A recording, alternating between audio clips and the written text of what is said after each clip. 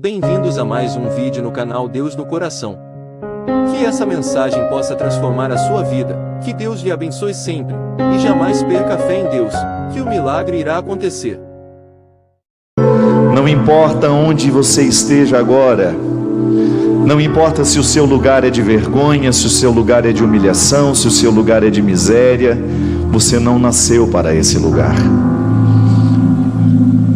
Você que está perdido na vida, você que está sem sentido, porque você aceitou demais as humilhações que o mundo foram lhe trazendo, se você aceitou demais os comprometimentos do seu pecado e você foi trazendo isso para a sua vida, assumindo tudo isso, não, é para se libertar de tudo isso. Eu não sei quais são as misérias que você já enfrentou na sua vida. Eu sei que não devem ter sido poucos os momentos, ou que por uma razão moral, ou por uma razão material, espiritual, nós também já nos sentimos humilhados.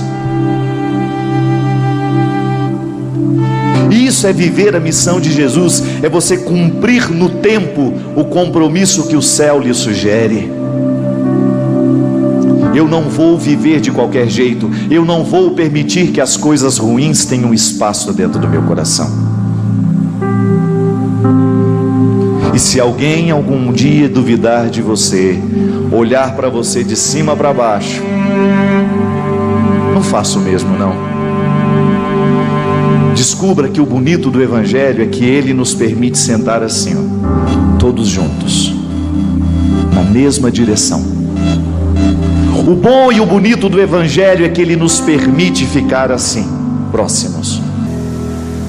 Eu e meus defeitos, você e os seus. Você tem muito defeito, não tem? Eu percebo. Eu olho na sua cara, eu percebo.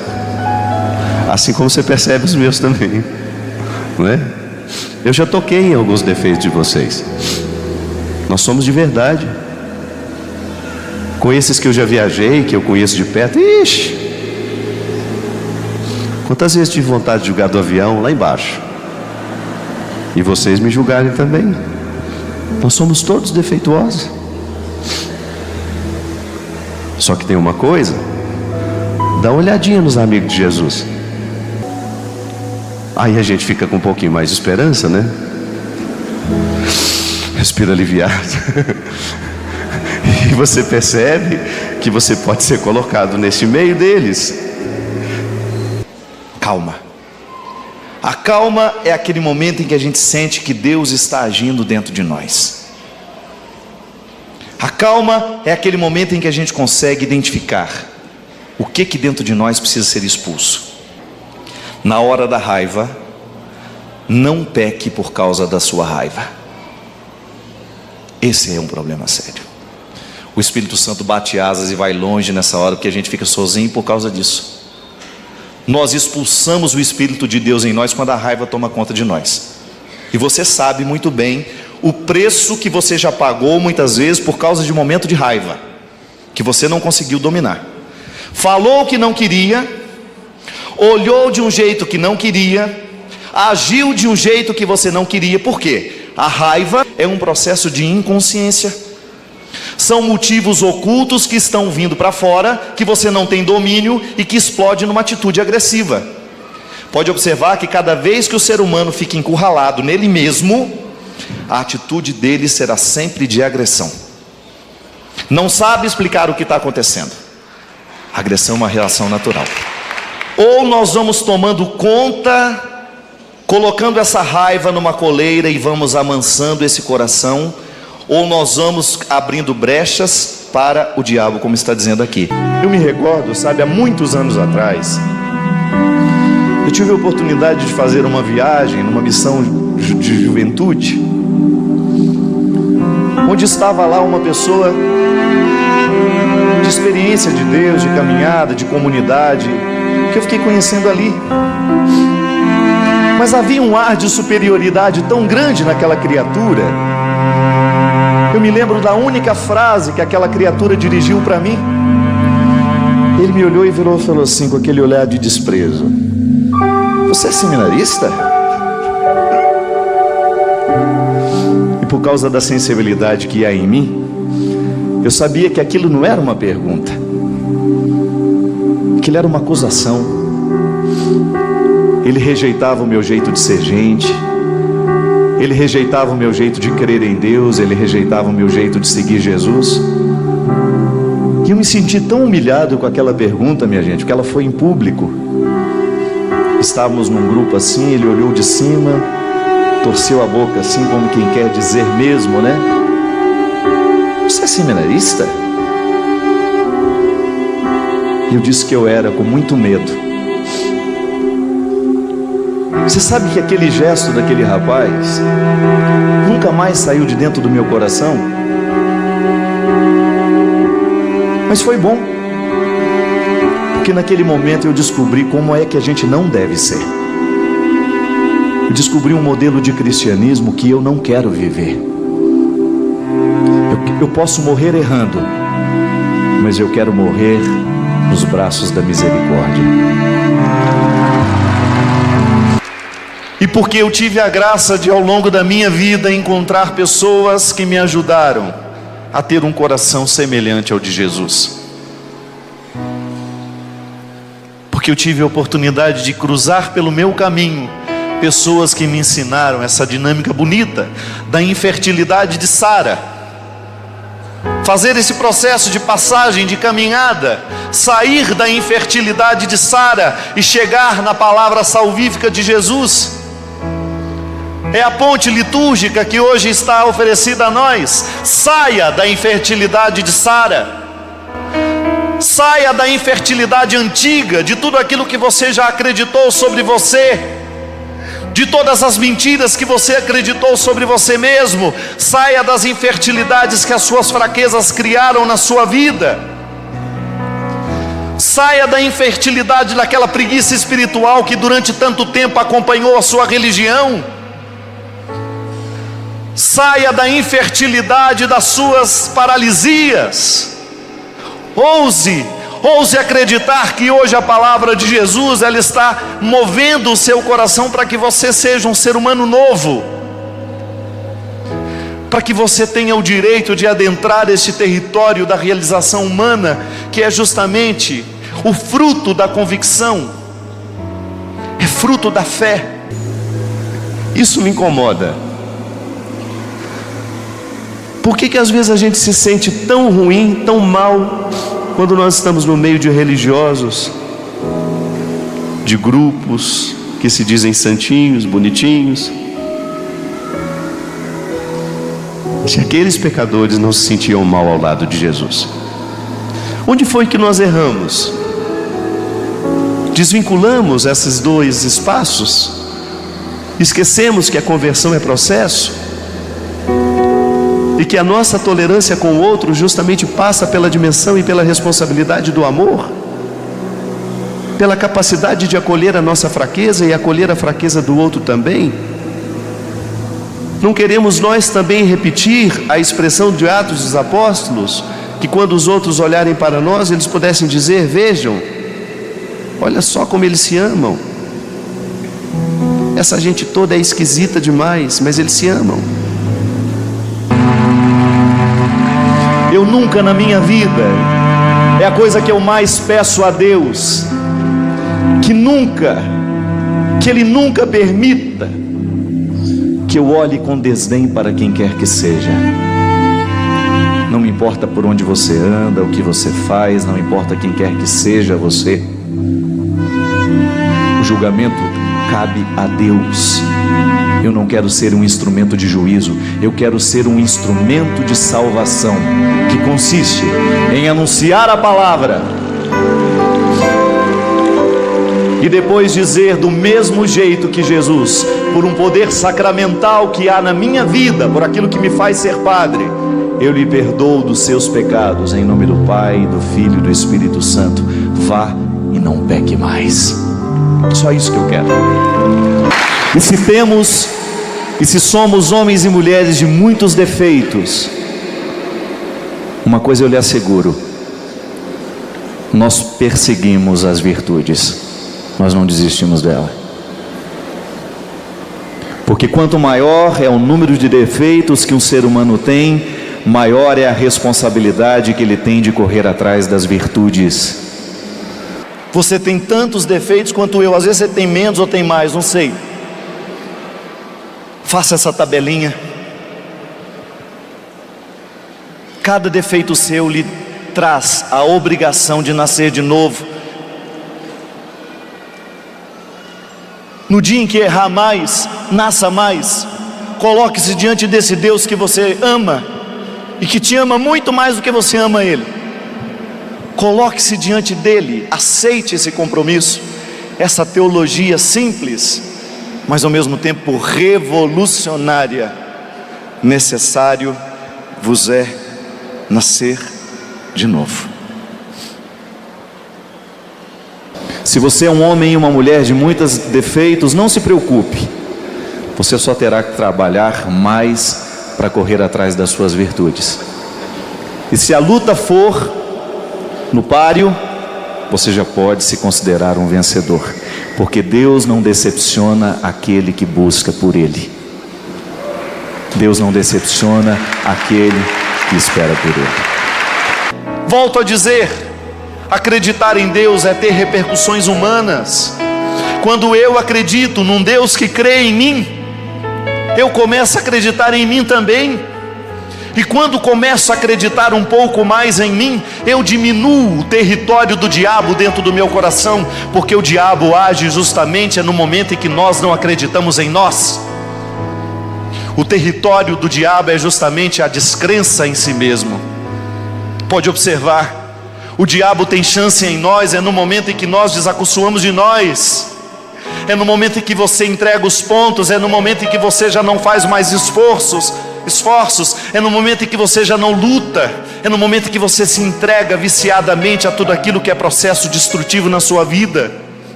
A ação diabólica na vida humana é assim, é nos entretendo com as nossas misérias e nos impedindo de ouvir a voz de Jesus, que é salvífica. E entre entreter com as mentiras do diabo ou me deixar conduzir pela voz salvífica de Jesus, eu quero ouvir a voz salvífica de Jesus o tempo todo nos meus ouvidos. Padre Fábio, apesar das suas fraquezas, eu acredito em você. O descer da árvore é particular. O acolher a misericórdia que me olha é particular. Eu não sei em que árvore eu estou, não. O que eu preciso fazer é descer dela. Na metáfora da árvore, todas as situações diabólicas que me separam de Deus, tudo aquilo que pode me prejudicar de ser dele. Minha gente, então a gente começa a viver esse processo e isso não tem fim dentro de nós. Quanto mais esclarecidos nós vamos ficando, quanto mais nós vamos dando a Deus a oportunidade de viver em nós, maior será a nossa consciência. E aí você começa a ajudar os que estão ao seu redor, muitas vezes perdidos, necessitados de uma palavra libertadora. Desencadeia o seu processo de salvação. A chuva de graça está sendo derramada sobre todos nós, mas eu preciso acolher. Eu preciso ficar com o meu potinho. Não adianta eu dançar na chuva. Eu preciso recolher a graça que me é particular. Não posso negligenciar a oportunidade de viver essa graça. É minha, é sua. A salvação hoje está batendo a sua porta. Não há outra notícia a ser anunciada neste lugar. E aí você descobre que isso é para você, que não são poucas as vezes na vida em que você se sente assim, prostrado, julgado. Sabe o que é mais bonito, minha gente? É saber que Deus lhe faz portador desta notícia. Você promover a salvação lá na sua casa. Quantas vezes o que as pessoas estão precisando é um olhar o mesmo de Jesus. Quando o Espírito Santo toma conta da gente e a gente sai do processo da inconsciência, quando a gente começa a ficar mais atento à vida, nós vamos descobrindo que há um jeito de viver maravilhoso que faz a diferença na vida dos outros. Aquilo que Eliana dizia. A experiência de emprestar sentido, de emprestar sabor a quem não tem, de você colocar um pouquinho de cores na vida de quem está vivendo no preto e branco, de você começar a descobrir que o significado da vida cristã e que a ação do Espírito em nós é justamente para moldar o nosso coração e transformá-lo, para colocar uma sensibilidade rara dentro de nós. Oh, minha gente, cada vez mais eu me convenço, o mundo está marcado pela insensibilidade. As pessoas estão cada vez mais mergulhadas no seu mundinho mesquinho, nas suas necessidades particulares, e muitas vezes nos falta disposição de olhar até mesmo do lado, atravessar a mesa. A pessoa está sentada do outro lado, mas está distante de nós a quilômetros e quilômetros de distâncias, porque nós estabelecemos distâncias o tempo todo. Nós não vivemos para aproximar muitas vezes. Uma vida fora de Deus, uma vida longe do Espírito, é uma vida que causa distância o tempo todo, ao contrário do processo de Deus em nós, que nos ajuda a fazer pontes. Você sabe muito bem o que significa isso, dormir ao lado de um homem a vida inteira e achar e perceber que existem quilômetros e quilômetros de distância entre o seu coração e o dele. Ou você esbarrarem nas mesmas pessoas todos os dias e você perceber que elas não estão ali, que você não escuta delas. Eu estou aqui para o que precisar de mim. Se for preciso, estendo a mão. Se for preciso, estou do seu lado. Se for preciso, luto contigo. Nós não escutamos isso. E isso nós não precisamos dizer, não. Muito embora às vezes é bom a gente lembrar para o outro que a gente está do lado dele, para emprestar um sentido, para emprestar um sabor, assim como nós pedimos para o vizinho um salzinho para temperar a nossa comida. Um pouquinho de verdade. Você já observou quantas vezes as pessoas nos emprestam a verdade dela para nós? Quando você percebe que aquela pessoa é autêntica e aquilo te contagia. Nossa, como é bom, como ela sabe ser verdadeira nas pequenas coisas. Quando Deus converte o nosso coração, Ele converte o jeito como nós o interpretamos, mas juntamente com essa mudança, Ele modifica o jeito como nós olhamos uns para os outros. Ao fazer a experiência de Deus, eu assumo um processo de fé que interfere diretamente na maneira como eu trato as pessoas que estão comigo, a maneira que eu trato as pessoas que eu encontro pela minha vida, que participam da minha história, e modifica sobretudo a maneira como eu me interpreto. Gente, o valor das pequenas medidas não é uma fórmula mágica, mas você pode ter certeza que é a fórmula que dá certo na nossa vida no momento em que nós descobrimos. Assim como o sal de cada dia dá sabor a toda a comida, a experiência nossa de cada dia com Deus, seja lá do jeito que você é capaz de viver, não existe uma fórmula para todos. Cada um de nós temos um jeito de ter esse contato pessoal com o Senhor. E esse contato pessoal com o Senhor é como você olhar no espelho. E você olha, e você percebe o que em você precisa ser melhor. Você não faz a experiência do espelho todos os dias para sair de casa? Deveria fazer, se não faz. Que chega de gente feia, chega de gente desarrumada. Estou falando feiura de todos os jeitos, todos os aspectos. Aquela cara de, parece que caiu do avião. Único sobrevivente. Não. Olhar-se no espelho é um jeito interessante que a gente tem de perceber o que a gente vai apresentar ao mundo naquele dia. Olha todos os dias de manhã e você sabe. Você sabe muito bem quando você não está bem, porque você olha no espelho, você percebe. E se é honesto com você mesmo, você faz um esforcinho para modificar aquilo. Você faz aquele esforcinho nosso de cada dia, faz uma maquiagem. Não é assim que você faz? Para ficar mais bonita? Isso é amor próprio. Amor próprio na dosagem certa só faz bem a quem vive. E aí você, naquela experiência de olhar-se no espelho, é a mesma coisa diante do Senhor. Você olha, você está diante do Senhor que lhe mostra. Só que aí é muito mais que estética. O que ele lhe aponta é a arquitetura da sua alma. O que em você pode ser melhor? O que em mim pode ser mais aprimorado? Em nenhum momento Jesus deixou alguém passar por ele sem que tivesse um profundo encontro consigo mesmo. Assim foi com o jovem rico, assim foi com Zaqueu, assim foi com Madalena, assim foi com a samaritana. As profundas transformações que o Evangelho nos mostra são todas elas a partir de pessoas que estavam emocionalmente doentes, emocionalmente perturbadas, com a vida que vai nos adoecendo. Como é que nós criamos neurose, minha gente? É vivendo, sendo influenciado de um jeito errado. Quantas vezes o seu pai, a sua mãe, numa tentativa de lhe amar, ele lhe encheu de medos, e você ficou neurótico. O que é a neurose? É aquela doença que não lhe permite pensar do jeito certo. É aquele condicionamento emocional, psíquico, que lhe priva da sua liberdade de dizer: isso é bobagem, eu não preciso ter medo disso. Eu cresci a minha vida inteira tendo medo de quem já morreu. Graças a Dona Ana, que contava histórias maravilhosas para fazer a gente ficar quieto, para fazer a gente obedecer. Eu levei um tempo para ser capaz de rir das histórias que antes me faziam medo, mas hoje eu faço questão de rir delas. E você acha que quando eu vou ver um defunto, que eu tenho que ver de vez em quando, eu não volto para casa também, que não passa nem Wi-Fi?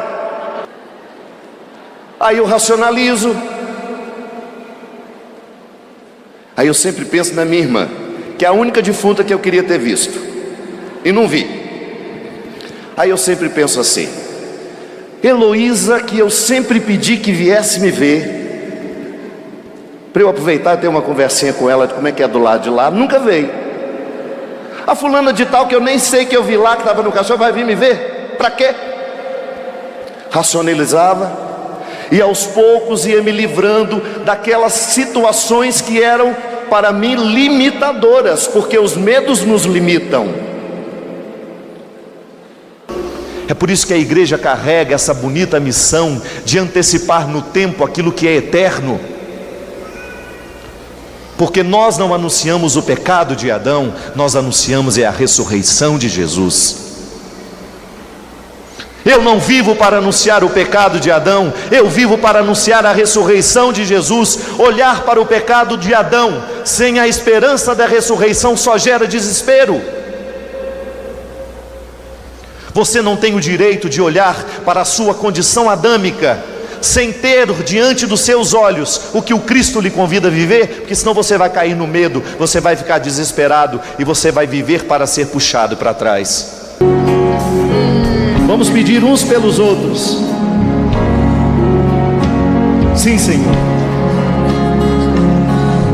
Olha por nós, Senhor.